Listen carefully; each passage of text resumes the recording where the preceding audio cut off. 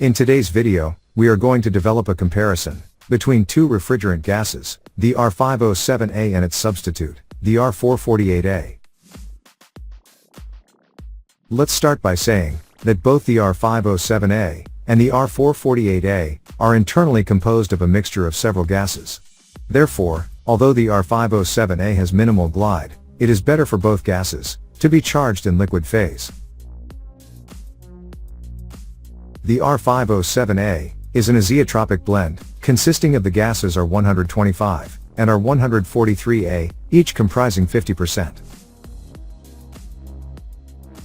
The R507A is known for its chemical stability, good thermodynamic properties, and low toxicity.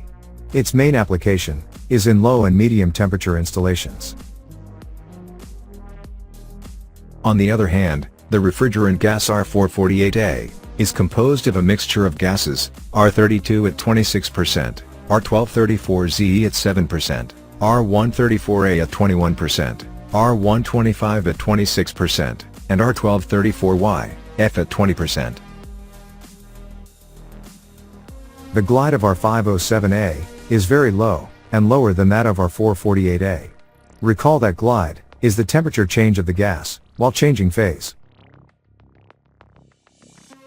Neither R404A nor R448A harm the ozone layer.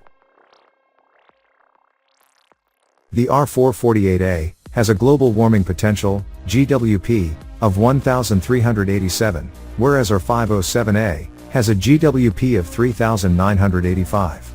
Precisely this high GWP value is what condemns the use of R507A due to ecological restrictions.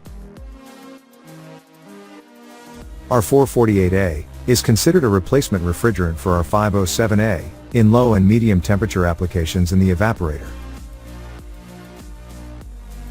The transition from R507A to R448A does not require any modification in the compressor, as the discharge temperature with R448A is very similar to that of R507A.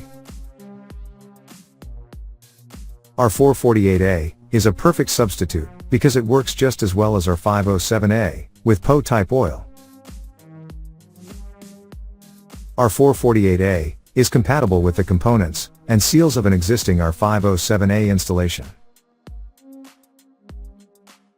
Both R507A and R448A are gases with a safety classification of A1, group L1, meaning they have low toxicity and are non-flammable. Now, let's take a look at the working pressures of both R507A and R448A. We are going to see the most common working pressures. They work with steam pressure, which is usually the most used. 1. To achieve a temperature of -18 degrees Celsius in the evaporator, equivalent to -0.4 degrees Fahrenheit, a low gauge pressure of 1.50 bar equivalent to 22.5 psi or 151.5 kilopascals is needed. 2. To achieve a temperature of -14 degrees Celsius in the evaporator equivalent to 6.8 degrees Fahrenheit requires a low gauge pressure of 1.93 bars, equivalent to 28.37 psi, or 194.93 kilopascals. 3. To achieve a temperature of -10 degrees Celsius in the evaporator, equivalent to 14 degrees Fahrenheit, a low gauge pressure of 2.41 bar, equivalent to 35.43 psi, or 243.41 kilopascals is needed. 4. To achieve a temperature of -6 degrees Celsius in the evaporator, equivalent to 21.2 degrees Fahrenheit, a low gauge pressure of 2.94 bars, equivalent to 43.22 psi, or 296.94 kilopascals is needed. 5. To achieve a temperature of -2 degrees Celsius in the evaporator, equivalent to 28.4 degrees Fahrenheit, a low gauge pressure of 3.54 bars is needed, equivalent to 52.4 psi or 357.54 kilopascals. 6. To achieve a temperature of 6 degrees Celsius in the evaporator, equivalent to 42.8 degrees Fahrenheit, a low gauge pressure of 4.95 bars, equivalent to 72.77 psi, or 499.95 kilopascals is required.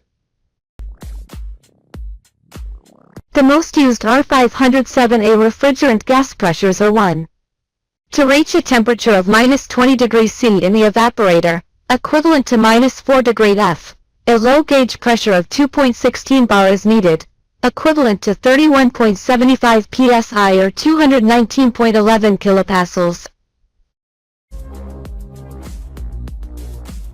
2. To achieve a temperature of -15 degrees Celsius in the evaporator, equivalent to 5 degrees Fahrenheit, a low gauge pressure of 2.79 bars is needed, equivalent to 41.1 psi or 282.93 kilopascals. 3.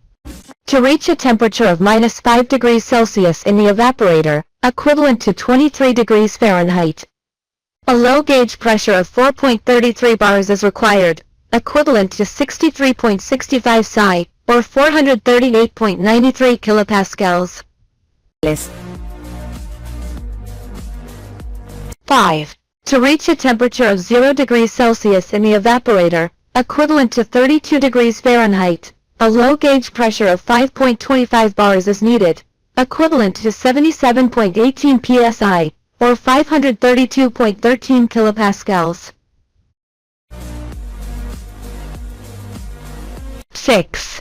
To achieve a temperature of 5 degrees Celsius in the evaporator, equivalent to 41 degrees Fahrenheit, a low gauge pressure of 6.30 bar is needed, equivalent to 92.61 psi, or 638.49 kilopascals.